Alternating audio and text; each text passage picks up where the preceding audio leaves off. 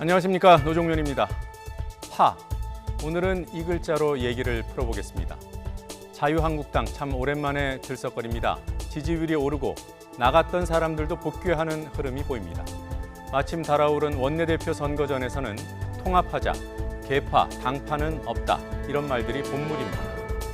한때 주류였다가 청산 대상으로 내몰렸던 친박은 이 상황이 불편한 모양입니다. 하지만 이들도 당파는 유지하되 이름은 바꾸고 싶어 합니다.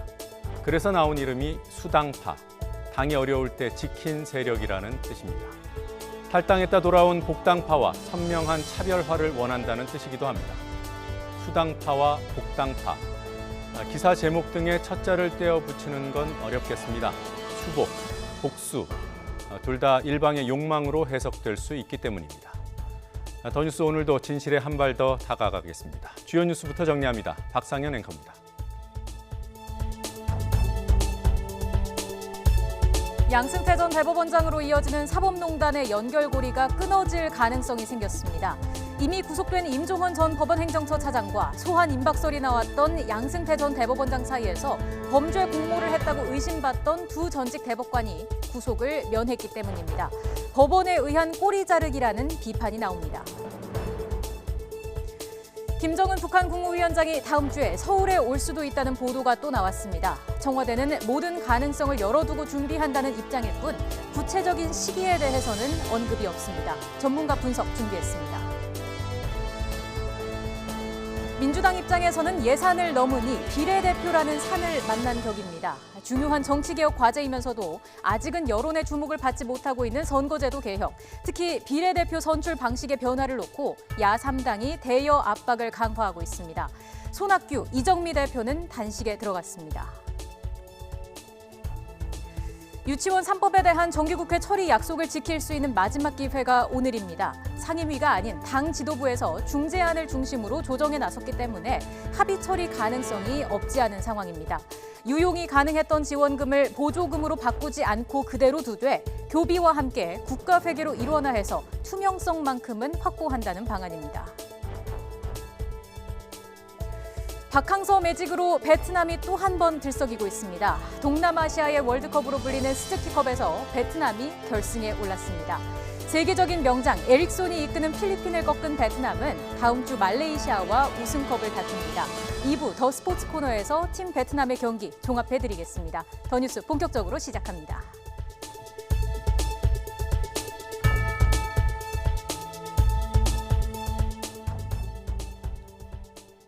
협상을 거듭하다 법정 시한을 넘긴 새해 예산안이 오늘 국회 본회의에서 처리됩니다. 야3당은 민주당과 한국당 두 거대 정당들이 예산 타협에 골몰하고 선거제도 개혁에는 관심이 없다며 당 대표들이 단식에 나서는 등 압박 수위를 높이고 있습니다.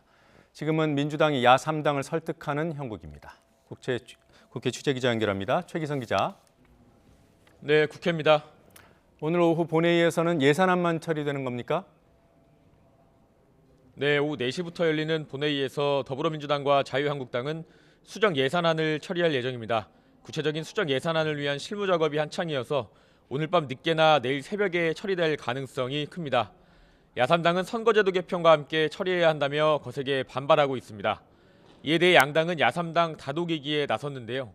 민주당 홍영표 원내대표는 바른미래당 김관영 원내대표가 선거법 때문에 예산안 합의문에 서명만 하지 않았을 뿐 나머지 예산심사 전체 과정에 함께했다며 참여를 촉구했습니다. 바른미래당과 민주평화당, 정의당이 참여를 안 하고 있습니다만 오늘 하루라도 마지막까지 예산안이 원만하게 처리될 수 있도록 야당의 협조를 부탁드립니다. 한국당 김성태 원내대표도 야3당 반발에 대해서는 국민이 이해하고 한국 현실에 적합한 선거제도가 확립될 수 있도록 최선을 다하겠다고 언급했습니다. 손 대표께서 선거법에 연계하고자 하셨던 예산안은 오늘 비록 처리되지만은 선거구제 개편은 여전히 여야 간의 충분한 논의가 지속되어야 할 사안이라는 점을. 하지만 야3당은 물러서지 않겠다며 단식뿐 아니라 밤새 농성을 이어가겠다는 입장입니다. 본인의 약속을 지켜주십시오. 연동형 비례대표제가 옳다고 하는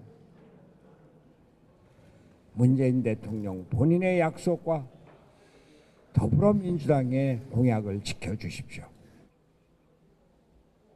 야3당은 앞으로 모든 수단을 동원해서 저지하겠다고 밝힌 만큼 앞으로 국정 운영에서 극심한 대치 국면이 이어질 것으로 보입니다.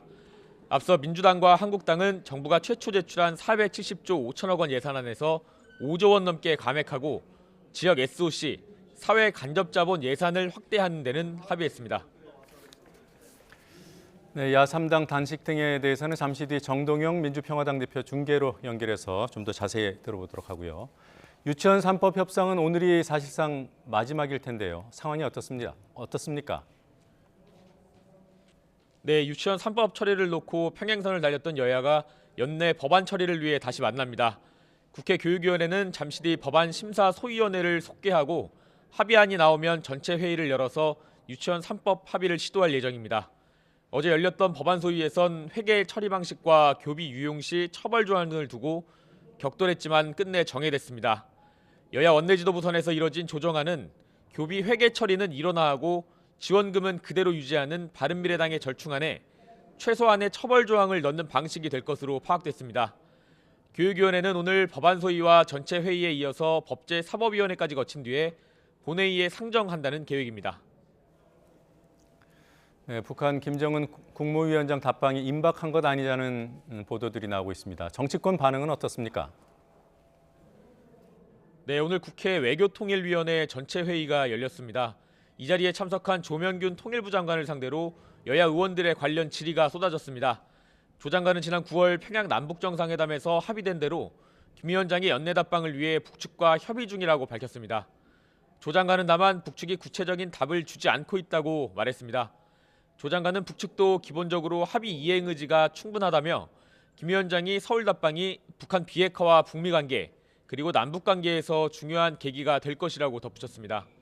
하지만 답방을 바라보는 여야 시각은 확연히 다릅니다. 민주당은 김 위원장의 답방이 북한 비핵화와 북미, 남북 관계에 긍정적인 영향을 미칠 중요한 계기가 될 것이라면서 국회 연설도 추진해야 한다고 강조했습니다. 반면 한국당은 김 위원장의 답방을 반대하는 것은 아니지만 구체적인 비핵화 언급과 함께 천안함 폭침, 연평도 포격 등 과거사와 관련해서 사과 아니면 적어도 유감 표명이 있어야 한다고 맞섰습니다. 지금까지 국회에서 전해드렸습니다. 한미 외교장관이 김정은 위원장의 서울 답방을 비롯한 북한 비핵화 협상 동력을 이어가기 위한 공조 방안을 논의했습니다. 미국 정부는 2차 북미 정상회담이 북한에는 비핵화 약속을 이행할 기회라고 촉구했습니다. 워싱턴에서 김희준 특파원이 보도합니다. 부시 전 대통령 장례식 조문사절로 미국을 찾은 강경화 외교부 장관이 마이크 폼페이오 국무장관과 만났습니다.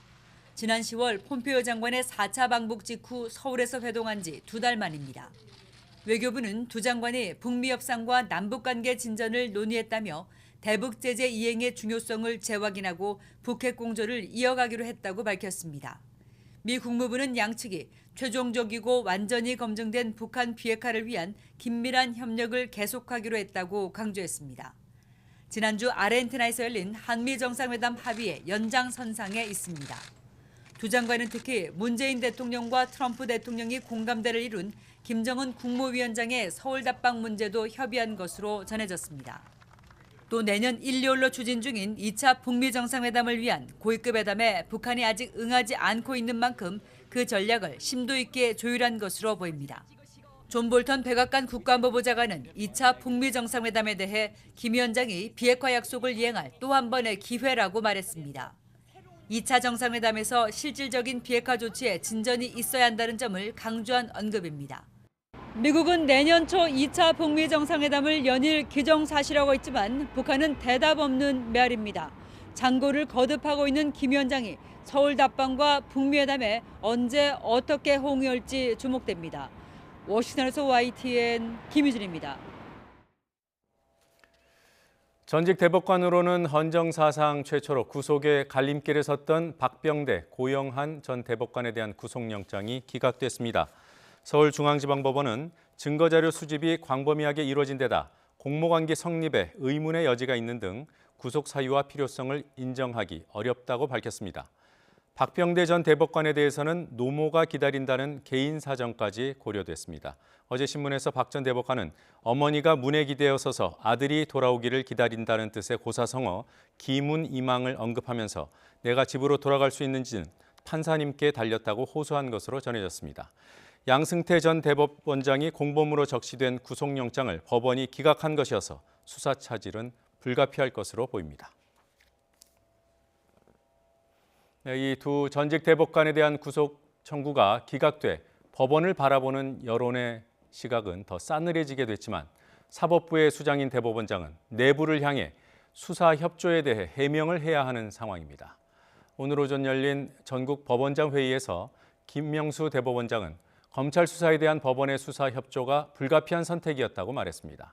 잠시 들어보겠습니다. 법원장 여러분, 그동안의 사법부 자체 조사와 검찰 수사를 통하여 밝혀진 사실로 인하여 많은 분들이 사법부의 신뢰 하락을 걱정하고 계십니다.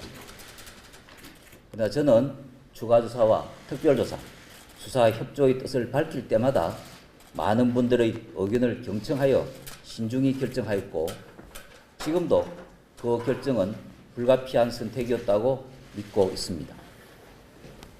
사법부가 겪고 있는 지금의 아픔은 투명하고 공정한 사법부, 좋은 재판이 중심이 되는 신뢰받는 사법부로 나아가기 위하여 반드시 겪어야 하는 성장통이라고 생각합니다.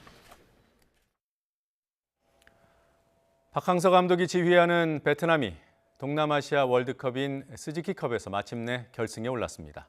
베트남을 뒤흔들고 있는 이른바 박항서 매직이 또 하나의 신화를 만들어가고 있습니다. 우승 가능성도 커졌다는 전망입니다. 김재형 기자입니다.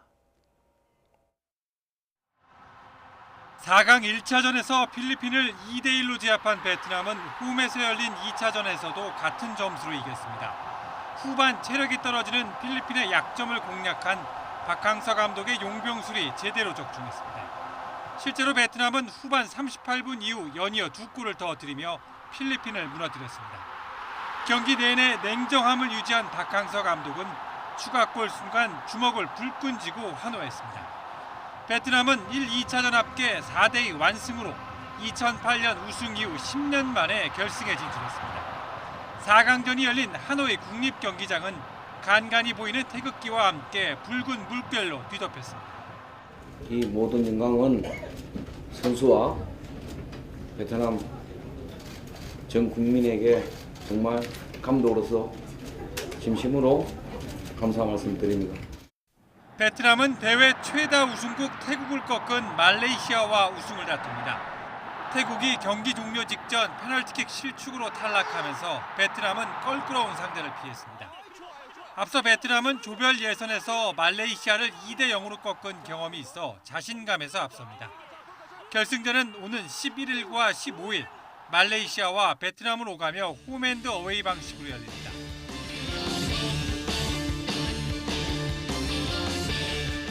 (2008년) 첫 우승 이후 10년 만에 밟는 결승 무대. 병장 에릭손마저 집어삼킨 박항서 매직에 베트남 전역은 흥분과 기대로 들썩이고 있습니다. YTN 김정입니다. 중국의 대표기업 부회장이 캐나다에서 체포됐다는 돌발 악재가 글로벌 증시를 강타했습니다. 미중 간 무역 갈등이 다시 고조될 것이라는 우려 때문인데 유럽 증시는 3% 넘게 급락했고 미국 증시도 크게 출렁거렸습니다. 뉴욕에서 김영수 특파원이 보도합니다.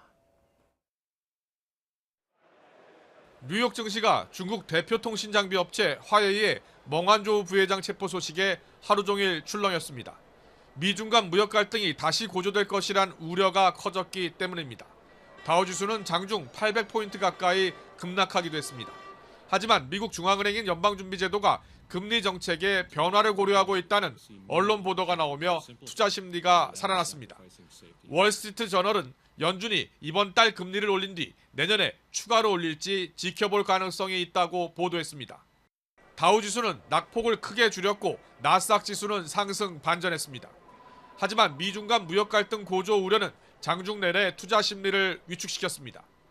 미국과 중국이 정상회담을 통해 90일간 휴전에 들어갔지만 이번 일로 합의가 더 어려워질 수 있기 때문입니다. 아시아 증시에 이어 유럽 증시도 화해의 돌발 악재에 큰 폭으로 하락했습니다. 영국과 독일, 프랑스 증시 모두 3% 넘게 급락했습니다.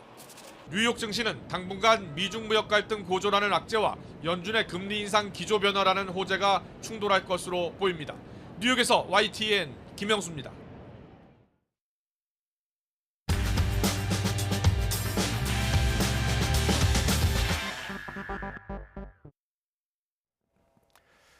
더불어민주당과 자유한국당이 예산안 합의를 발표하면서 야3당이 요구한 선거제도 개혁에 관한 어떠한 약속도 제시하지 않자 야3당이 크게 반발하고 있습니다. 손학규 바른미래당 대표와 이정미 정의당 대표는 단식에 들어갔고 민주평화당은 철야 농성을 벌였습니다.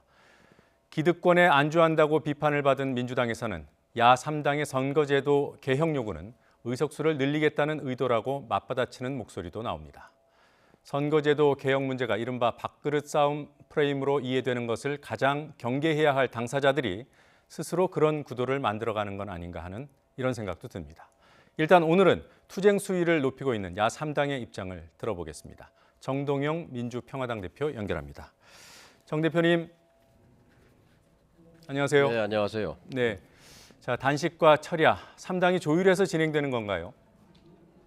예, 3당이 연대 공조투쟁을 진행하고 있습니다. 저는 아침에 청와대 앞에서 1인 시위를 시민사회 대표와 함께 하고 왔고요. 이정미, 손학규 두 대표는 단식 투쟁에 돌입한 상태입니다. 예. 자, 혹시 정 대표께서도 단식에 함께할 그런 계획을 갖고 계십니까? 저는 역할을 나누어서요. 시민사회, 지식인사회, 종교계, 노동계 등 이 싸움은 연대투쟁으로 해서 선거제도 개혁의 본질을 국민들에게 내 삶에 왜 이게 중요한가 하는 것을 알려내는 것이 핵심이라고 생각합니다. 예. 지금 말씀하신 대로 국민의 이해가 선행돼야 한다는 그런 지적들이 있는데 좀 이해하기 어려운 부분도 있고요. 국민의 지지를 얻을 명쾌한 명분이 뭡니까? 사실 대통령 직선제 투쟁 이후 30년 동안 우리 정치는 국민의 먹고 사는 문제를 해결하지 못했습니다. 정치적 민주화는 진행되어 왔지만 사회적 경제적 민주화는 이룩하지 못했습니다. 우리 사회에는 숫자는 많은 대집단인데 정치적 힘이 없는 약대 집단이 있습니다. 소상공인 자영업자가 그렇고 비정규직 노동자들이 그렇고 청년 세대가 그렇고 농민들이 그렇습니다. 현재 제도 하에서는 이분들이 정치적 대리인을 국회에 보낼 수가 없습니다. 이것은 정상적인 대의민주주의가 아닌 거죠. 이 제도를 바꾸자는 거죠. 네. 주권자들이 준 표수만큼 그 정당의 의석을 할당하라는 너무도 당연한 요구입니다. 야3당의 당리 당략을 뛰어넘는 문제입니다. 이것은 우리 국민이 내 삶을 개선하라고 촛불 시위 때 외쳤던 그 명령을 받드는 것입니다. 문재인 대통령께서 지난번 국회 시정연설에서 모두 함께 잘 사는 포용국가로 가자라는 제안을 했습니다. 저는 박수를 보냈습니다. 포용국가로 가기 위해서는 약자와 소수자를 껴안는 포용적 정치 제도가 뒷받침이 돼야 됩니다. 이게 바로 선거제도 개혁의 핵심입니다. 숫자가 많은 사회적 경제적 약자들이 그 숫자에 걸맞게 정치적 힘을 갖도록 하자는 것입니다. 지금은 양당 독식 구조입니다. 양당 기득권 구도입니다. 그러니까 양당이 야합해서 예산도 예산도 처리하면서 핵심은 선거제도 개혁을 뿌리치는 것입니다. 이대로 가자는 거거든요. 이대로 가면요, 양당은 좋겠지만 그러나 사회적으로 경제적으로 힘이 약한 먹고 살기 힘든 분들에게 희망은 없습니다. 그 희망을 찾아주고자 하는 제2의 민주화 투쟁인 거죠. 예. 그런데 예산 합의가 이제 어제 막 이루어지지 않았습니까? 앞으로 선거제도 개혁에 대해서 논의를 하면 되는 거 아닌가요? 이제 임시국회가 바로 소집돼야 합니다. 그리고 오늘 아직은 시간이 남았습니다. 그러니까 더불어 한국당이라고 저희는 명명했습니다만 거대 양당이 이렇게 기득권 동맹 또는 기득권 야합을 할 것이 아니라 개혁 3야당과 함께 손을 잡고 더불어민주당이 선거제도 개혁과 예산안 처리에 나가는 것이 순리입니다.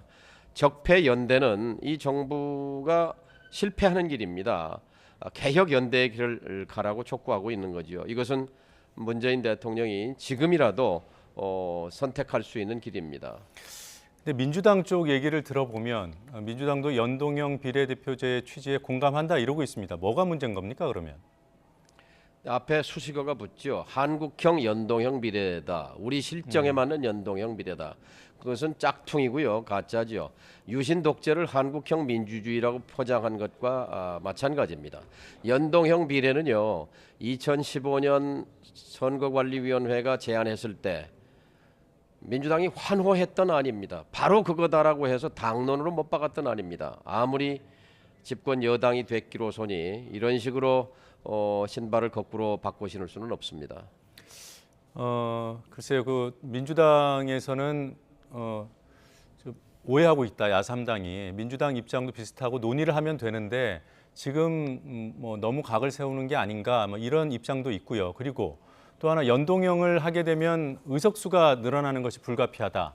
그러면 국민의 동의를 얻을 수 있겠는가? 그러면 국민 동의를 구하기 위해서 의석수가 늘어나는 이 부분에 대한 설명이 먼저 필요하다. 뭐 이런 입장도 있어요.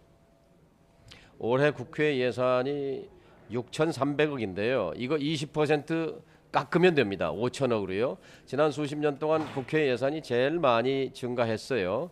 그러니까 국회 예산은 20%를 깎고 그리고 국회의원 숫자는 20% 360명으로 하게 되면 국민의 부담은 줄면서 머슴 부리는 심부름꾼은 늘어나는 셈이죠. 그리고요.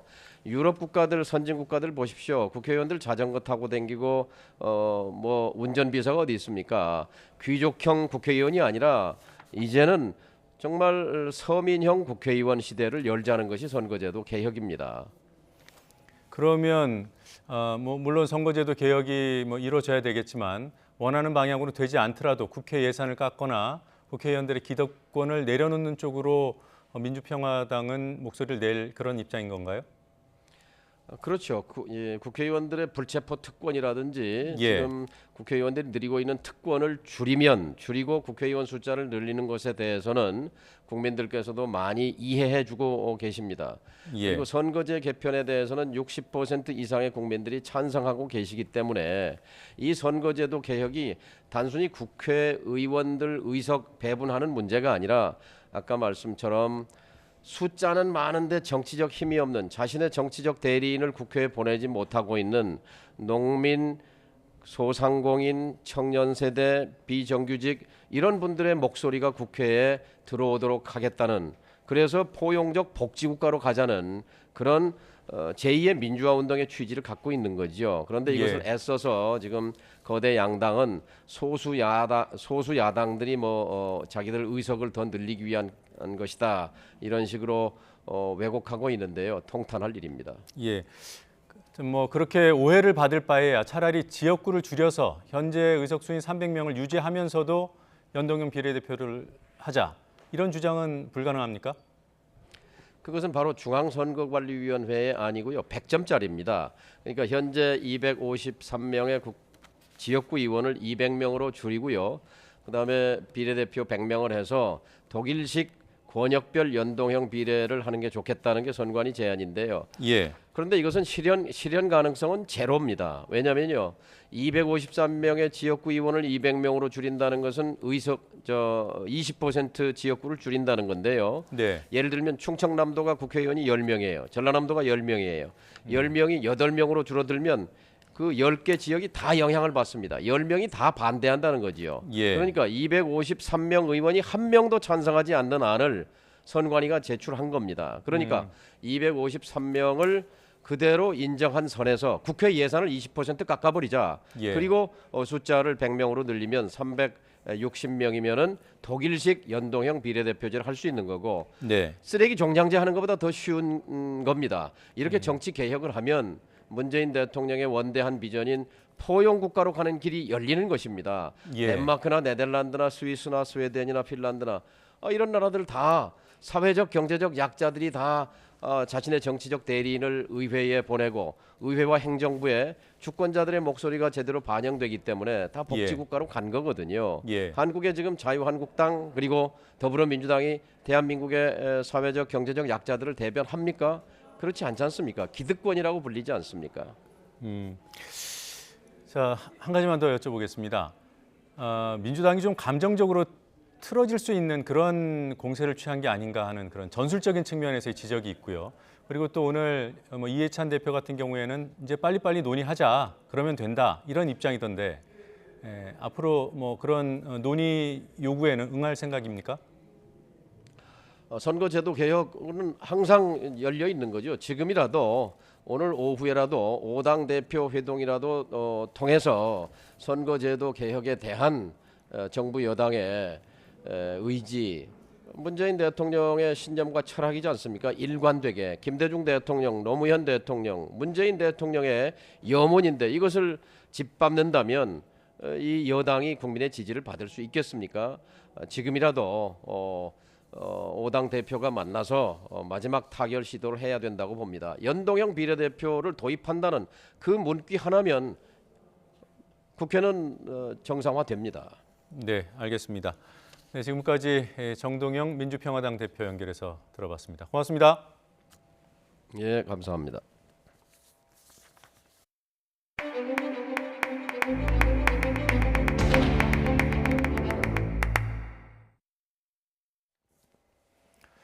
언론의 김정은 위원장의 서울 답방 시기가 다음 주가 될 수도 있다는 보도가 또 나왔습니다. 일부 전문가들이 예상하는 19일 전후보다 일주일 정도 당겨질 수 있다는 얘기지만 확인된 건 없습니다.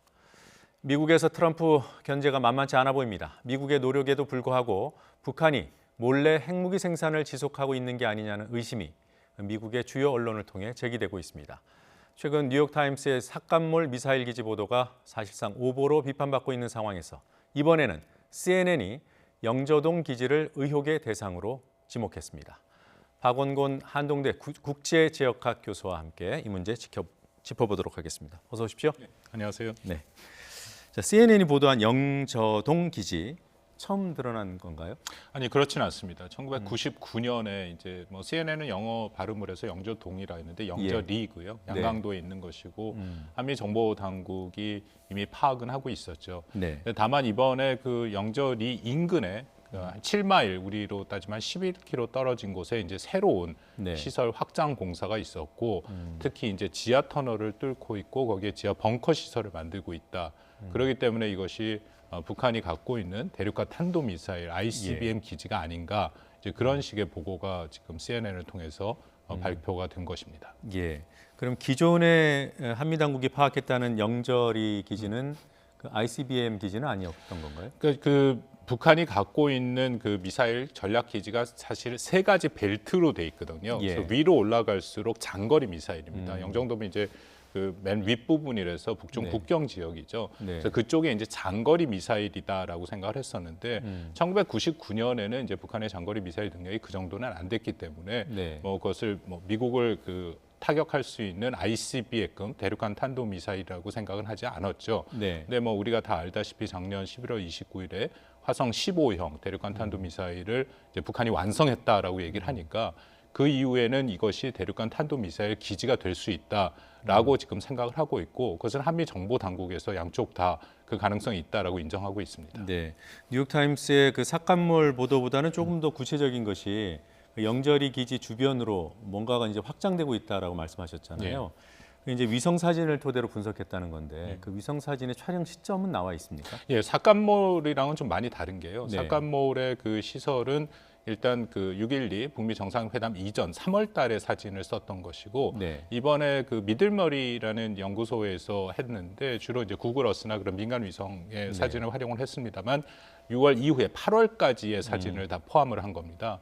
그리고 또 삭감몰 CSIS 미국 이제 국제전략연구소랑 또 뉴욕타임스에서 그 발표했던 거랑 또 다른 내용이 그때는 뉴욕타임스에서 그것이 미신고 또 시설이고 또 이것이 일종의 기만이다라고 얘기를 했는데 이번에는 그런 내용들은 없습니다. 상당히 사실에 좀 근거해서 얘기를 했고 가장 큰 차이점이라는 것은 방금 말씀드린 대륙간 탄도미사일 ICBM을 뭔가 이렇게 강화시키고 또 그것을 이렇게 저장할 수 있는 시설이다라는 것이거든요. 미국의 입장에서는 굉장히 긴장되는 그런 어떤 북한이 갖고 있는 무기 체계이죠. 혹시라도 이게 지금 현재 진행되고 있는 북미 간의 대화 여기에 뭔가 장애가 될 수도 있나요? 미국 국내 여론에서는 장애 요소가 저는 있다라고 생각을 됩니다. 그래요? 왜냐하면 트럼프 대통령이 늘 북미 간에 지금 여태까지 이제 협상이 잘 되고 있고 또 자기는 이제 김정은 위원장과 굉장히 좋은 관계를 유지하고 있다고 끝까지 계속 얘기를 하면서 네. 또 하나 강조하고 있는 것 중에 하나가 어쨌든 자기가 협상을 시작을 했기 때문에 트럼프 대통령이 협상을 시작을 했기 때문에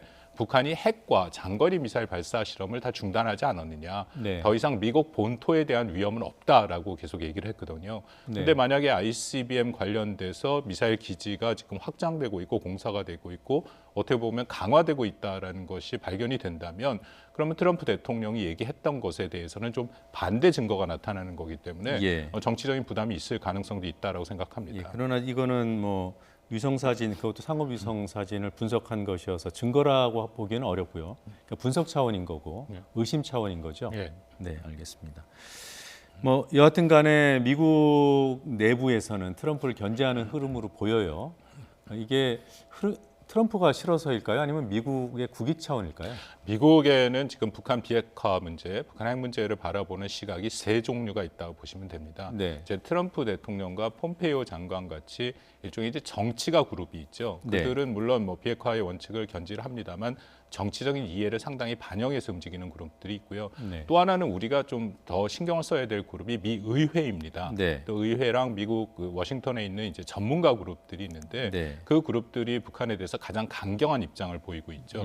끝까지 CBID를 해야 된다라는 것이고 여전히 김정은 위원장의 핵 그 포기의 결단을 했다라고 믿질 않습니다. 네. 그렇기 때문에 그 그룹을 우리가 조금 더 신경을 써야 되고 세 번째 그룹이 사실 하나 더 있습니다. 네. 그 그룹들은 북한을 핵 보유국으로 인정을 하고 네. 그리고 북한이 핵을 가진 것을 외부에 확산되는 것을 좀 막아야 된다.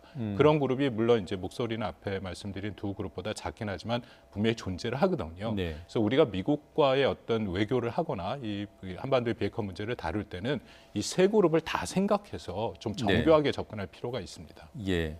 그래도 이제 앞에 두 그룹이 뭔가 북미 관계를 개선하는 데 중요한 역할을 변수로 하죠. 예, 예. 작용할 텐데요. 그러니까 아시아 그 안심 법안이라는 것도 이 조금 전에 말씀하셨던 의회 내의 트럼프 견제 흐름. 네. 이 차원에서 나온 겁니까? 그렇습니다. 미 의회는 이게 공화당인지 민주당 상관없이 네. 북한에 대해서 강경한 입장이거든요.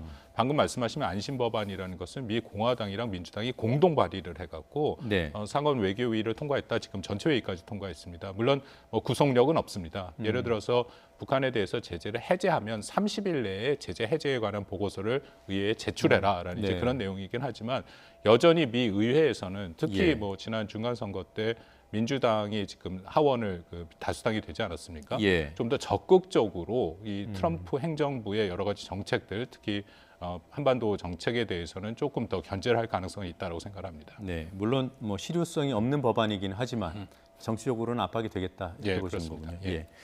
자, 미국 얘기를 들어보면 녹록지 않다라는 생각을 또 한 번 하게 되는데 지금 국내에서는 그 김정은 국무위원장의 답방 가능성이 부쩍 높아졌어요. 예. 네.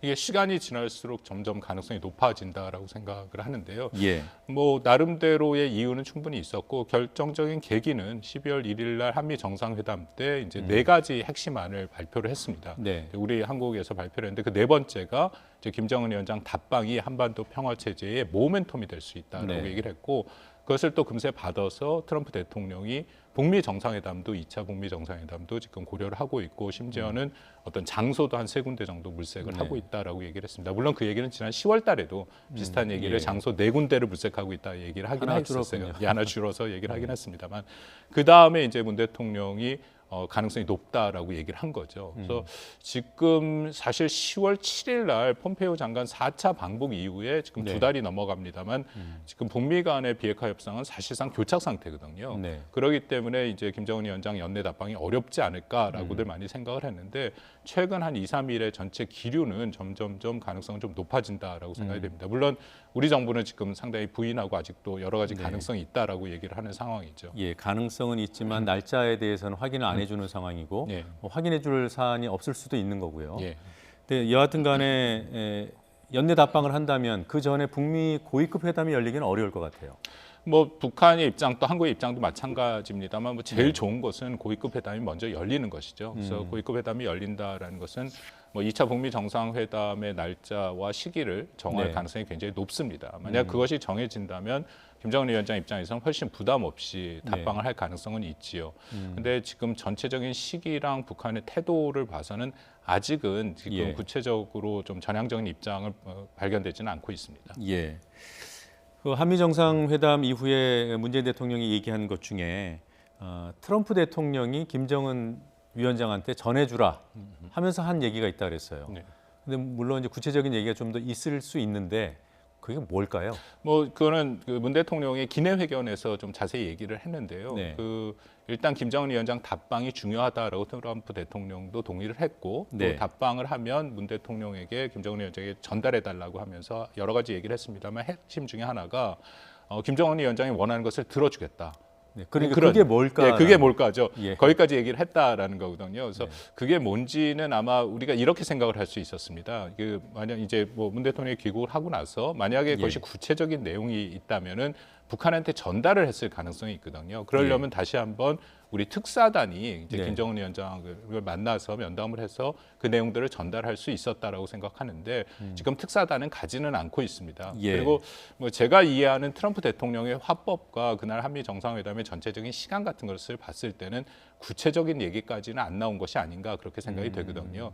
그래서 어쨌든 뭐 중요한 것은 트럼프 대통령이 상당히 긍정적인 얘기를 했다라는 것은 확실한 거고 또 2차 북미 정상회담을 하면 거기에 따라서 북한이 원하는 것들, 뭐 북한이 원하는 것은 결국 미국의 상응 조치인데 그 부분에 대해서 고려를 할 수 있다라는 메시지는 전달한 것 같습니다. 그렇기 때문에 바로 이제 3일날 뭐 보도가 됐습니다만 미국의 그 앤드류 김 코리아 미션 CIA 코리아 미션 센터장이 아마 김성애 그 실장을 만난 것 같은데 만나서 얘기를 나눈 게 있죠. 그것은 이제 북한이 요구를 했다라고 얘기를 하니까.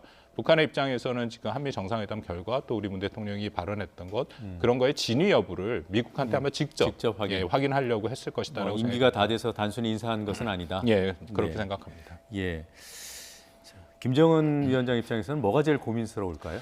뭐 계산이 복잡할 수밖에 없습니다. 지금 뭐 장단점이 다 있는 거거든요. 먼저 답방의 이유로 하는 것은 올해 1월 1일 신년사를 저희가 다시 한번 돌이켜 볼 필요가 있는데 분명하게 얘기한 것이 올해를 그 남북 관계의 사변적인 해, 뭐 사변적이라는 것을 우리가 잘 쓰지 않는 표현입니다만 괄목할 만한 해로 만들겠다라고 얘기를 했거든요. 그래서 만약 답방을 한다면 그것의 마지막 방점을 찍는 거죠. 그리고 내년 1월 1일 신년사에 본인이 이제 이뤘던 그런 성취에 대해서 확실한 근거를 갖고 얘기를 할 수 있는 부분이 있다라는 거고요. 그리고 뭐 여러 가지 불편한 점은 여전히 북미 간의 비핵화 협상이 이루어지지 않는 상황에서 답방을 해도 이게 본인이 한국이나 국제사회 미국한테 줄 수 있는 선물이 제한이 되고 더불어서 또 한국이 줄 수 있는 거, 한국에 받아갈 수 있는 것도 제한된다. 이제 그것이 양쪽의 다 고민사항이다 생각이 듭니다. 불확실성 때문에 이게 가장 큰 핵심이 북미 관계인데 그게 보장이 없는 상태에서 답방해서 무슨 소용이 있겠나 이런 고민을 할 수 있겠군요. 한 가지만 더 여쭤보겠습니다. 언론에서 뭐 답방 시기가 다음 주일 수도 있다 이런 보도가 나와요.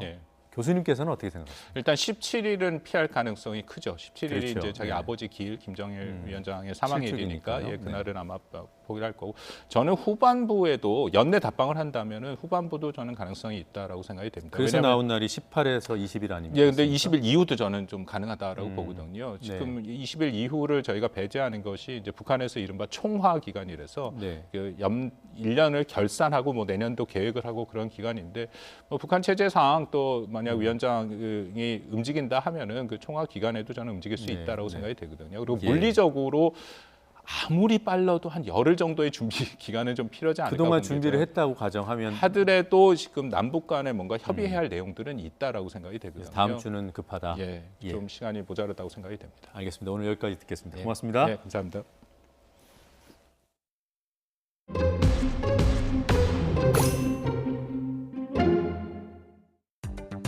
어떻게 촛불혁명으로 등장한 더불어민주당 정권 어떻게 촛불혁명으로 망한 자유한국당과 야합해서 전화를 70이 넘었습니다. 저는 정말 단식을 하기가 싫습니다. 제가 무슨 욕심을 갖겠습니다. 벌을 바치겠습니다. 단식에 들어가겠습니다. 충심을 다해 완료하고 싶고 또 이거의 말씀도 꼭 드리고 싶습니다. 지난번에 버르킹 특검을 단식 투쟁을 겪으면서 신체적인 기능이 저하되고 또 데미지와 후유증을 겪고 텃셈 강추위가 벌어지는 겨울날 연로하신 손 대표님 건강에 해가 생기지 않을까 심히 우려합니다. TV에서 백날 지들끼리 싸마는 것처럼 쇼를 하지만 민주한국당은 운명 공동체. 내가 잘해서 집권하는 게 아니라 민주당이 못하면 한국당 집권, 한국당이 못하면 민주당 집권. 이 노름이 언제까지 가려나. 더불어한국당, 민주한국당이 탄생했습니다. 손학규 대표와 이정미 대표께서 단식에 이제 들어가셨는데 이제부터라도 정치개혁 특위에서 본격적으로 연동형 비례대표제를 포함한 선거제도에 관한 논의를 빨리빨리 진행을 해야 되겠다고 생각합니다.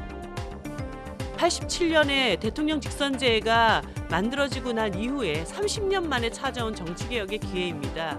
이 기회를 또 놓치게 된다면 두 번 다시 제대로 된 선거제도를 국민들께 드릴 수 있는 그런 기회를 갖기는 어렵다고 보기 때문에 저희들이 살을 걸고 지금 싸우고 있는 것입니다.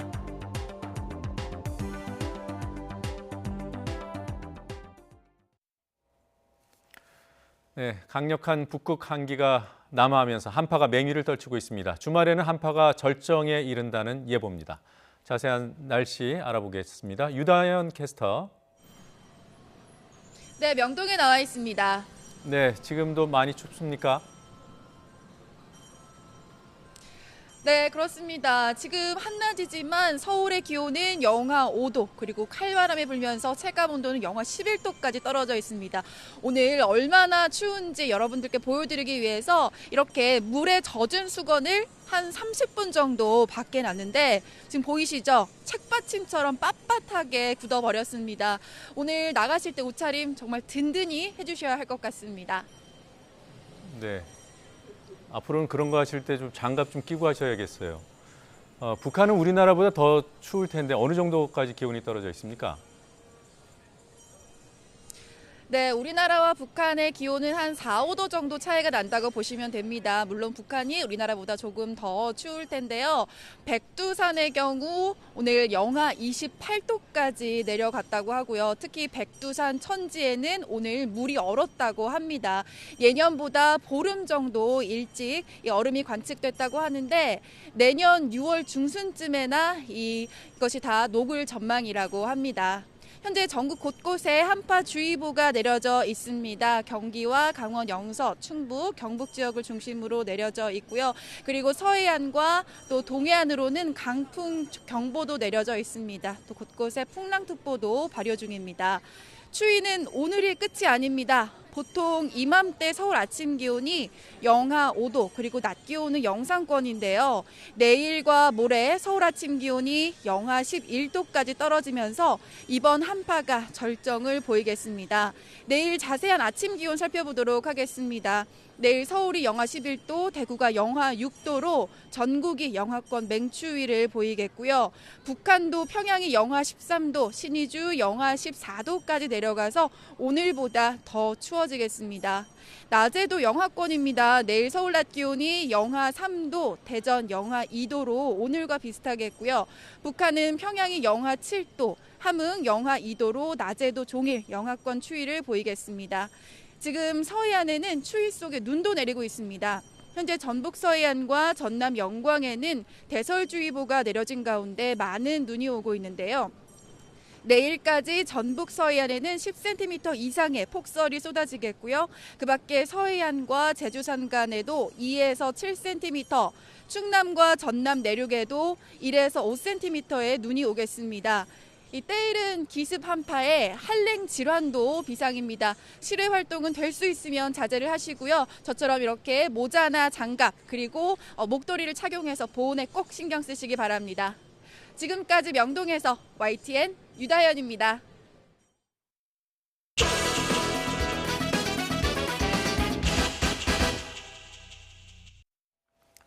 더 뉴스의 일일 코너 더 정치에서는 매주 금요일마다 현안을 바라보는 젊은 정치인들의 시각을 확인해보는 그런 시간을 마련합니다. 정치 고수, 정치 구단의 분석만큼 정치 신인들의 시각도 궁금합니다. 앞으로 이 시간 진보와 보수, 또 보수와 진보 진영의 정치 신인들과 함께할 예정입니다. 오늘 첫 시간으로 오창석 민주당 청년정책연구소 부소장, 그리고 백경훈 자유한국당 청년특별위원회 위원 모셨습니다. 어서 오십시오. 안녕하십니까. 안녕하십니까. 하고 많은 일 중에 왜 정치를 선택하셨어요? 글쎄요, 제가 정계에 입문한 지는 한 2년 정도 됐는데요. 네. 제가 입당을 결정한 시기는 그 당시 새누리당이 200석을 넘어서 개헌을 하고 박근혜 정권이 꾸준히 이어질 것이다, 영구 집권할 것이다, 이런 무시무시한 얘기가 나올 때 그래도 대항마인 민주당이 건재해야 되지 않을까라는 생각을 했는데 안철수 김한길 대표가 동반 탈당을 했단 말이죠. 그래서 뭐라도 해야겠다라는 생각으로 저는 처음 뛰어들었습니다. 네, 우리 백 의원께서는 그동안 해왔던 일이 북한 인권 운동을 해왔고요. 또 네. 이제 노동시장 개혁을 위해서 운동을 해왔습니다. 또 그 일들을 해결해 나가는 데 있어서 결국에는 이 정치의 영역에서 역할을 해야겠다라고 생각을 해서 이렇게 그 활동을 하게 됐고 지금 이제 그 자유한국당 비대위에서 활동을 하고 있습니다. 아, 그럼 비대위가 출범했을 때 그때 시작하신 건가요? 예, 본격적으로는 그때부터 시작했습니다. 예. 자, 그 실제로 그 당 밖에 있을 때랑 또 안으로 들어왔을 때 밖에서 기다렸던 것과는 좀 다른 게 있을 것 같아요. 어떤 점이 제일 다르던가요? 기본적으로 민주당만의 문제라고 생각을 하진 않는데요. 이 과연 정당 내 시스템이란 것이 있는가? 아, 그래요? 회계 책임부터 선거 슬로건이라든지 선거 운동, 사무실 임대 등등에 대해서 교육을 받은 게 하나도 없습니다. 이게 갑자기 내부 고발자 입장으로 얘기하는 것 같은데. 그러네요. 민주당 관계자들께서는 주의 깊게 들어주시기 바랍니다. 그래서 내부 정당의 육성 시스템 자체가 전무하다. 하다못해 회사원도 신입사원을 위해서 연수회라든지 교육을 마련하지 않습니까? 그런데 국가의 미래를 담당하고 있는 정당 내에서 정당 인재를 키울 수 있는 시스템 자체를 마련해 두고 있지 않다는 것 자체부터가 좀 좌절이었죠. 특히나 여당인데. 네. 물론 그때는 야당이었습니다만. 그럼 지금 좀 나아졌습니까? 지금 좀 나아지려고 노력을 하고 있으나 아직 여전히 부족하다. 네, 부족하다고 생각합니다. 네, 백 의원께서 경험해 보신 한국당 어떻습니까? 예상은 했지만 이게 뭐 한국당도 마찬가지고 민주당도 마찬가지일 것 같은데요. 이곳은 정글인 것 같습니다. 이 정글인데 사실 이 청년들을 위해서 뭐 좀 해달라고 할 수 있을 만한 그런 환경은 아닌 것 같고 알아서 성장을 하고 알아서 쟁취해야 되는 것이 아닌가 생각을 하고 있습니다. 그것도 하나의 훈련인가요? 예, 맞습니다. 네, 정글 속에서 생존하는 법을 스스로 터득해야 하는 것이 우리 청년 정치인들이 맞닥뜨린 현실이라고 합니다. 자, 우리 신진 정치인들께서 바라보고 있는 현 정국에 대해서 좀 얘기를 해보죠. 바로 좀 민감한 사안들, 기성 정치인들이 얘기하는 시각과 조금 다른지 그게 궁금해서 여쭤봅니다. 먼저 청와대 비리 의혹 사안과 관련해서 이제 야권에서 조국 민정수석의 사퇴를 요구했잖아요. 그 사안에 대해서 어떻게 보십니까? 일단 기본적으로 조국 민정수석이 사퇴를 했을 경우에 문제가 해결된다면 저는 사퇴로 해결하는 게 맞다고 봅니다. 하지만 사람이 있는 곳에서 조직 내 활동을 하다 보면 누군가는 일탈을 할 수가 있고 누군가는 잘못을 범할 수가 있다라고 생각을 하는데요. 그때마다 가장 위에 있는 사람이 사퇴를 하고 물러난다는 것이 문제의 핵심을 찌르는 것인가? 저는 아니라고 생각을 하거든요. 오히려 지난 정권과 비교했을 때는 저는 올바른 대처를 하고 있다고 생각을 합니다. 지난 정권에서 정윤회 문건이 터졌을 때 일부 고위 관리자, 그러니까 공직기관 비서관 등 몇몇을 찍어내고 오히려 청와대 문건 유출이라고 해서 그 사람을 뒤집어 씌우고 그 사람에게 모든 책임을 전가했거든요. 민정수석 사퇴하지 않았고요. 근데 지금 정권에서는 내부 감찰을 했을 때 비위가 나왔을 때 국민들에게 공개하고 이 잘못을 정정해 나가겠다라는 오히려 절차적 정당성을 지켜나가고 있기 때문에 조금 더 지켜보고 어떻게 하면 청와대 내부 직원들이 앞으로 비위라는 것을 하지 않고 비리를 저지르지 않을까, 그 시스템을 만드는 것이 급선무라고 생각합니다. 네, 어떻게 생각하십니까?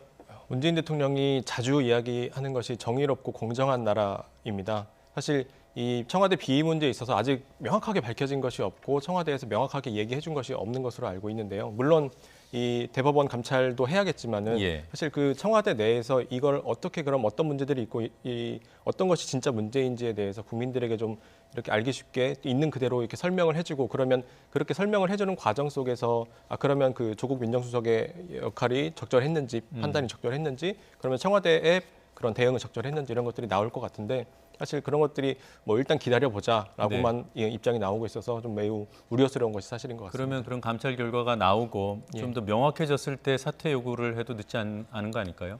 예, 그렇다라고 생각을 하지만 그렇게 보면 지금 특별 감찰반을 다시 이제 본대로 복귀시킨 것도 사실 그때 해도 되는 문제인데 이렇게 또 보면 그 특별 감찰반은 본대로 그렇게 빨리 복귀시키고 청와대에 둘 수는 없을 거 아닙니까?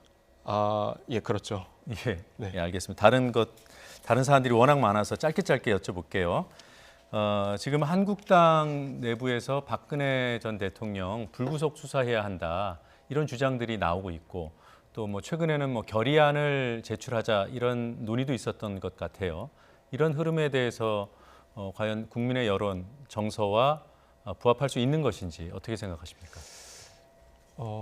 이 김무성 의원이 이 얘기를 이제 꺼낸 것으로 네. 알고 있고요. 이제 당 내에서도 물론 충분한 논의가 아직은 안 된 것으로 알고 있습니다. 이제 다만 이제 현재까지 상황에서 이야기를 해보면 실제 이것은 이명박 박근혜 전 대통령 석방의 문제는 어찌 보면 여당의 저는 어젠다라고 생각을 합니다. 네. 사실 일단은 첫 번째로 봤을 때는 이 야당에서 얘기할 수 있는 권한이 있을까라는 생각이 일단 듭니다. 이 대통령의 그 특별 사면권 행사를 통해서 이것이 가능한 것인데 이것이 지금 현재 야당에서 이걸 제기하는 것이 맞는가라는 생각이 일단 하나 들고 두 번째로는 아직 이게 지금 명분이 있는 이야기인가라는 생각이 듭니다. 이게 아직 판결도 다 마무리가 안 된 상태에서 이 사면을 얘기하는 것이 과연 적절한가라는 생각이 드는데 이제 이것과 약간 다른 면에서 보면 지금은 사면은 아니고 이제 불구속으로 수사하자 그런 단계니까. 네. 그런 면에서 봐도 좀 다른 얘기를 해보면 사실 이제 한국당 내부 상황을 보면 이제 전당대회를 앞두고 있고 네. 그런 전당대회 속에서 뭐 여러 가지 좀 그런 전략을 담긴 그런 메시지가 아닐까 생각을 합니다. 예, 그러니까 좀 이게 기성 정치인들하고 좀 다르고 솔직한 말씀들을 해주셔서 제가 하여튼 지금은 좀 시기가 안 맞는 것 같다 이런 취지로 이해가 됩니다. 예, 맞습니다. 맞습니까? 네. 뭐 이 얘기는 더 안 해도 될 것 같고요. 네. 지금 여권이 말이에요. 네. 또 조금 넓히면 진보 진영이라고 해야 하나요? 프레임 싸움에서 좀 밀리고 있다. 뭐 경제 프레임이라든가. 이런 부분에서 좀 밀리는 게 아닌가라는 분석이 있어요. 어떻게 보세요? 사실 지지율이 떨어질 때 늘상 하던 야당이 정치 공세라고 생각을 하는데 그 지구가 탄생하고 나서 자유한국당만큼 정치적 프레임을 잘하는 정당이 있었을까라는 생각이 들거든요. 예. 더불어민주당은 사실 그런 프레임에서 어떻게 보면 저는 간교한 술수라고도 생각을 하는데 그런 면에서 저희가 자유한국당을 따라잡을 방법은 없습니다. 민주당이. 저는 올바른 정당, 올바른 토론은 가능한데 네. 그런 프레임 싸움 설정을 하는 것 자체가 본질을 계속 회피하려는 의도가 있기 때문에 가장 본질을 회피하는 프레임이 뭐라고 보십니까? 지금 대통령 지지율인 것 같아요. 지지율이 떨어지는 부분은 팩트잖아요. 지지율이 떨어지는 부분은 팩트인데 여기에 대해서 본인들이 이제 원하고자 하는 계층들에게 어필하기 위해서 그 사람들을 의도적으로 포함시켜서 이 사람들이 떠났다라고 얘기를 합니다. 대표적으로 20대가 떠났다라고 얘기를 하는데 20대가 종래로 돌아봤을 때 보통 민주당을 지지할 확률이 높았지 않았습니까? 또는 진보 진영. 근데 20대에 대한 지지율이 떨어졌다는 것 자체에 대한 원인 분석이 너무나도 모호하지 않느냐라는 취업률이 낮다는 건 사실 그 어떤 정권에서도 해결하지 못했던 부분이고 지금 예산안 통과를 통해서 내년에는 훨씬 더 청년 정책을 통해서 일자리 늘려나가겠다라고 하고 있는 와중에 먼저 건다는 것 자체가 20대가 먼저 떠나가라는 제스처를 하고 있는 것이 아닌가. 네, 지금 말씀이 자연스럽게 그 경제 파탄 프레임에 대해서 말씀하시는 것 같은데요. 네. 어떻게 보세요? 자유한국당의 그런 비판이 정치적 공세 또는 프레임 이런 겁니까? 근데 이건 프레임에서 밀리는 게 아니라 이제 현실을 있는 그대로 저는 반영하는 거라고 생각을 합니다. 경제가 굉장히 어렵고 특히나 이제 청년들에게 있어서는 이제 노동시장 언저리에 있는 청년들 같은 경우에는 이 고용 한파를 온몸으로 체감하고 있는 상황 속에서 있는 그대로의 이야기를 꺼내는 거고 사실 이 고용 세습에 대한 문제도 그렇고 뭐 최근에 그 청와대 비위 문제도 그렇고 그리고 최근에 그 단기 알바를 뭐 이제 그 정부 정책으로 만들겠다라고 하는 그런 부분들에 있어서 사실 어처구니가 없는 그런 이런 것들을 대면하면서 사실 20대, 30대는 특히나 20대, 30대는 제가 보기에는 뭐 이권이나 이념에서 굉장히 자유로운 세대라고 생각을 합니다. 그런 측면에서 보면 굉장히 민감하게 있는 그대로의 현실을 반영하는 것이 지금 현재 20대, 30대 지지율이라고 보고 그렇게 20대, 30대 지지율이 하락한 이유가 거기에 있다고 봅니다. 20대 지지율 하락은 저희가 이제 여론조사를 해보면 뭐 이렇게 뭐라고 할까요? 이영자 현상이라고 부를 만큼 20대에서 빠지거나 또 자영업자 쪽에서 확 빠지거나 그런 건 아니더라고요. 수치상으로는 그렇던데 체감하는 건 다르다는 말씀이신가요? 수치 너머에 있는 사회 현상도 바라봐야 된다고 생각을 합니다. 예, 알겠습니다. 예산 합의가 어제 됐죠. 네. 네, 뭐 예산안 처리가 돼서 다행이다라는 사람들도 있고 밀실 야합이 아니냐 이런 지적들도 있는데 사실 이 밀실 야합이라는 지적의 그 근저에는 이게 있습니다. 소소위. 혹시 소소위 들어보셨어요? 네. 그 밀실에서 예, 소위도 아니고 소소위. 이번에 예산 심사를 막판에 한 주체가 소소위고 거기에는 두 당과 바른미래당, 교섭단체 3당만 들어가서 비공개로 협의를 했단 말이에요. 이런 제도 먼저 민주당 쪽에서 좀 얘기해 주시죠. 일단 그 부분에 있어서 밀실 야합이다라고 하는 부분에 있어서 용어가 달랐지 사실 본질이 좀 다른 부분이 없다라고 보기는 어려운 것 같습니다. 그러니까 책임이 져야 되는 부분이고 네. 왜 공개적으로 하지 못했냐라는 비판은 들어야 되는데 네. 그만큼 예산안의 처리가 급하겠었다라고 볼 수밖에 없는 부분이고요. 예산이 현재 올해 20조에서 30조 정도의 유효 예산이 남았습니다. 이 예산을 경기가 어렵고 청년 정책이 부족한 상황에서 하루빨리 처리하고 내년 경기를 활성화시키고 청년 고용도 늘려야 되는데 그렇게 할 수밖에 없었던 현실이 있었다라고 좀 말씀드리고 싶습니다. 예, 어떻게 생각하십니까? 그 국회 선진화법에 따라서 이 일정 기간이 되면 이제 자동으로 이제 국회 상정이 되게 되는데 그런 데 있어서 사실 한국당 입장에서는 고육지책으로 이 짜낼 수밖에 없었던 그런 상황이 좀 있었던 것 같습니다. 그런 상황 속에서 한국당이 고육지책으로 그런 결과를 내놨던 것 같고 좀 더 현실적으로 얘기를 해보면 사실 이 민주당과 한국당의 그런 이해관계가 너무나도 적절히 맞아떨어진 그런 결과가 아닌가라고 생각을 하기도 합니다. 어떤 이해가 맞는 거죠? 좀 부연 설명해 주십시오. 네, 뭐 자세한 얘기를 할 수는 없겠지만은 어쨌건 특히나 이제 어쨌건 그 주요 이 두 야당이 어쨌건 이 합의를 하면 어쨌건 그게 이 예산이 얼마가 됐든 합의가 되는 부분이기 때문에 그런 부분들이 있어서 좀 문제가 있는 것 같고 저는 근데 이 문제에 있어서 이제 좀 더 본질적인 문제는 이게 뭐 물론 합의를 어떻게 했냐 이것도 굉장히 문제지만은 이 역대 최대 예산을 또 편성을 했고 하는 데 있어서 물론 필요한 부분들이 있으면 필요한 부분에 예산을 넣는 건 맞겠지만은 역대 최대 예산 속에서 사실 그 예산을 어떻게 그럼 이 세금을 거둘 것인지 또 그럼 늘어나는 빚은 어떻게 감당할 것인지 미래세대 결국엔 이게 또 미래세대가 감당해야 하는 빚으로 돌아올 수밖에 없을 것 같은데 이 늘어나는 가계부채와 이 국가부채 사이에서 이런 조정을 좀 해나가야 되는데 사실 이런 미래세대에 대한 고민은 잘 안 담겨 있는 것 같습니다. 예, 뭐 두 분 말씀 들어보면은 이 소소위라는 다소 좀 생경한 과정이 이거 뭐 제도에도 없는 거예요. 네. 이런 비공개 협상 이 절차가 바람직하지는 못하지만 두 당에 뭔가 불가피성은 있었다 이렇게 보시는 건가요? 네. 네, 그렇게 정리하죠. 자, 두 분은 여의도 정치의 세대 교체가 필요하다고 보시는 거죠? 그럼요. 예, 왜 필요한지 간략하게 좀 얘기해 주실까요? 먼저. 일단 새로운 세대가 등장하는 경우는 이전 세대와의 다른 기호를 가지고 있기 때문에 새로운 세대라고 명명한다고 생각합니다. 네. 그렇다면 새로운 세대가 등장했을 때는 새로운 세대의 정신이 있고요. 그게 저는 곧 현재의 시대 정신이라고 생각합니다. 네. 시대 정신을 어떻게 바라볼 것이냐. 과연 지금 현재 출산율이 낮다라고 얘기하는데 왜 출산율이 낮는 본질을 파악해야 되는데 자유한국당처럼 출산 주도 성장하자 하면서 여성을 마치 임신 기계로 전락시키는 그런 발언들이 본질을 굉장히 비껴갑니다. 따라서 그 본질을 정확하게 비춰줄 수 있는 젊은 세대들이 등장하고 우리가 왜 출산을 꺼려하고 왜 우리가 일과 가정이 양립되지 않는가에 대한 이야기를 귀담아 들을 필요가 있다. 그런 의미에서 세대 교체는 정말 필요하다고 생각합니다. 젊은 세대가 젊은 세대의 얘기를 직접 할 수 있어야 된다. 그럼요. 네. 동의하십니까? 예, 저도 공감하는 부분이고요. 미래를 준비하고 대비해야 된다고 봅니다. 네. 이 4차 산업 AI가 주도하는 이 4차 산업혁명을 어떻게 우리가 또 주도해갈지 이 입시 위주로 맞춰져 있는 이 교육 현장에서 이 에듀테크를 어떻게 도입을 해나갈지 이 35살의 김정은이 이제 국제 무대에 나왔는데 이 김정은과 어떻게 이 한반도의 미래를 그려갈지 사실 이런 문제들에 대해서는 어찌 보면 이게 좀 더 젊은 지도자들이 나와서 이런 역할을 해야 된다고 보고요. 지금 있는 기성 정치인들이 사실 이런 것들을 배워서 할 수 있는 것도 아니라고 생각을 합니다. 예. 오늘 첫 순서였습니다. 네. 예, 앞으로 자주 뵐 텐데 좀 더 참신한 정치적인 시각, 현안에 대한 깊은 분석 기대하겠습니다. 두 분 고맙습니다. 고맙습니다. 감사합니다. 네, 속보 하나 들어와 있습니다. 소개해드리겠습니다. 국가정보원을 통해서 공직자 등을 불법 사찰한 혐의로 기소됐던 우병우 전 청와대 민정수석에 대해 법원이 실형을 선고했습니다. 징역형이 나왔군요.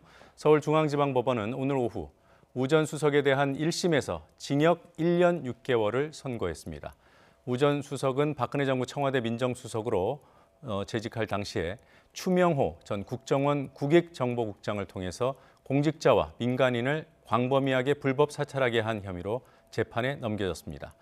앞서 검찰은 우 전 수석이 민정수석이라는 막중한 지위를 이용해 민주주의의 기본 질서를 파괴했다며 징역 5년을 구형했습니다. 반면 우 전 수석은 당연한 관행으로 생각한 것이 정권이 바뀌며 범죄로 돌변했고 검찰이 추측과 상상으로 공소를 제기했다고 무죄를 주장해 왔습니다.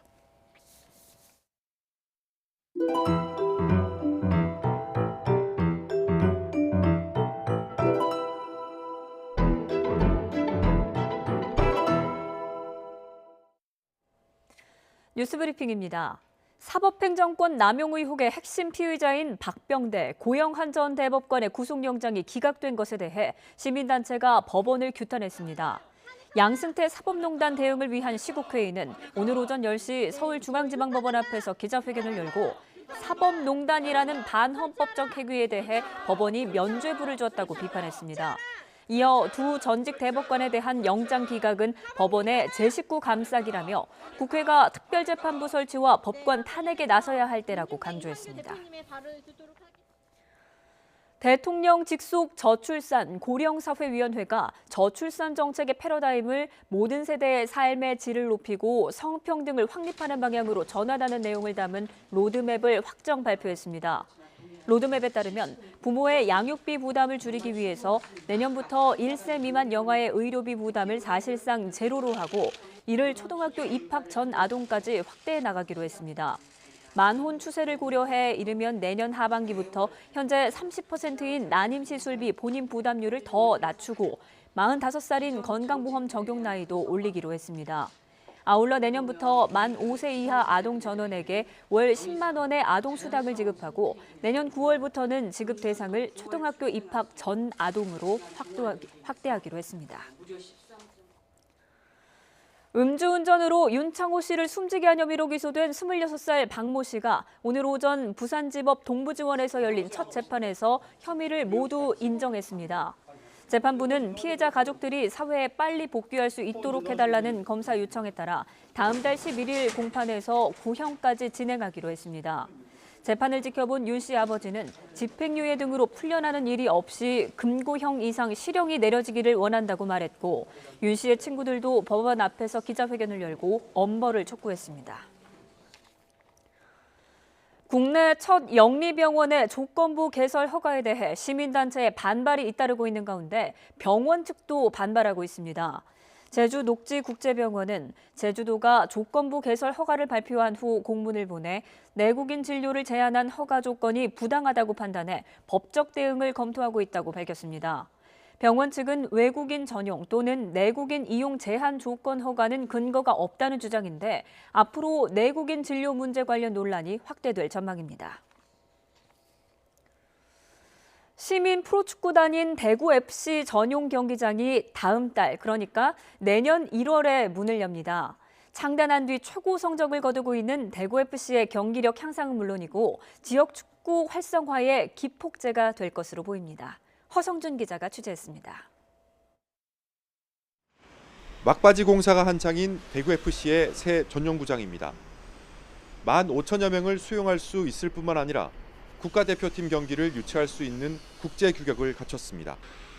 관중석과 경기장 사이는 불과 7m로 박진감 넘치는 경기를 즐길 수 있습니다. 알루미늄으로 된 바닥을 구르며 응원할 수 있고 함성이 외부로 빠져나가지 않아 몰입도가 높습니다. 우리 대구FC 선수들의 숨소리를 들으면서 좀 더 강렬한 느낌을 가지고 축구를 관람할 수 있고 응원할 수 있습니다. 또 미디어 시설이라든가 VIP 시설이라든가 스카이박스 시설을 다 갖추고 있기 때문에 축구에서만큼은 대구에 기분 좋은 소식이 많습니다. 국내 최초 시민구단인 대구FC도 최고의 성적을 거두고 있습니다. 2년 연속 K리그 1부 잔류를 확정했고 국내 최강팀을 가리는 FA컵 결승에도 진출했습니다. 상승세를 탄 경기력은 전용구장 입성과 맞물려 지역 축구의 저변 확대에 도움이 될 것으로 보입니다. 용병 선수들하고 국내 선수들 호흡도 굉장히 잘 맞습니다. 이래서 내년에 이런 좋은 시설 속에서 경기를 치른다면 상위 스플릿은 물론 다시 한번 또 FA컵 결승전에 올라가서 명문으로서 갈 수 있는 그런 길이 열리지 않나 싶습니다. 대구시는 경기장 주변에 테니스장과 다목적 체육관 등을 더 지어서 이 일대를 도심복합 스포츠타운으로 조성할 방침입니다. YTN 허성준입니다. 한국 선수 최초로 월드시리즈 선발로 등판했던 메이저리거 류현진이 내년에는 20승에 도전하겠다고 밝혔습니다. 류현진은 은퇴 선수 모임 7회가 수여하는 19대상 수상 현장에서 이같이 내년 시즌 목표를 밝히고 20승을 하려면 부상이 없어야 하고 많은 이닝을 던져야 할 거라고 강조했습니다. 올 시즌 종료 뒤 자유계약 선수 FA 자격을 취득한 류현진은 다저스의 퀄리파잉 오퍼 제의를 받아들여 약 200억 원에 내년 1년을 더 뛰기로 합의했습니다. 팝페라 듀오 듀에토가 YTN 라디오 DJ가 됩니다. YTN 라디오는 듀에토 멤버 백인태와 유슬기가 내일부터 시작하는 듀에토의 더 클래식 DJ로 발탁됐다고 밝혔습니다. 듀에토의 더 클래식은 매주 토요일과 일요일 오전 5시 20분부터 7시까지 방송되는 클래식 전문 프로그램입니다. 우리나라 기초과학의 메카인 IBS 기초과학연구원이 젊은 과학자를 키우는 산실로 떠오르고 있습니다. 젊은 과학자들이 자유롭게 연구하고 뜻을 펼칠 수 있는 연구단 2개가 닻을 올렸습니다. 이정우 기자입니다. 트위터 등 데이터 분석을 통해 정보의 전파 양상을 관찰하고 가짜 뉴스를 가릴 수 있는 기술을 개발한 39살 여성 과학자가 차세대 연구 리더로 선정됐습니다. 기초과학 분야의 새 영역을 개척할 수 있는 2개의 IBS 신설 연구단에 40살 전후의 과학자 3명이 CI, 이른바 핵심 연구 리더로 뽑혔습니다. 내비게이션의 최단 거리 안내와 운송 경로 최적화 등 산업적 응용이 많은 그래프 이론의 대표 연구자 엄상일 카이스트 교수도 미래과학에 힘을 보탰습니다. 이 분야가 세계적으로는 워낙 빨리 발전하고 있기 때문에 이걸 기회로 해가지고 이제 빨리 좋은 연구 그룹을 만들면 또 우리나라가 발전할 수 있지 않을까 그렇게 생각을 합니다. 카이스트 김어민 교수는 단백질 구조와 작동 원리 규명을 통해 다양한 생명 현상과 질환의 원인을 파악하고 신약 개발 가능성을 열고 있습니다. 크라이오 EM, 분석 컴퓨팅 코어 등 국제적 경쟁력을 갖춘 첨단 융합 연구 인프라를 구축하여 국내외 전문가들과 연구 교류를 활성화할 계획입니다.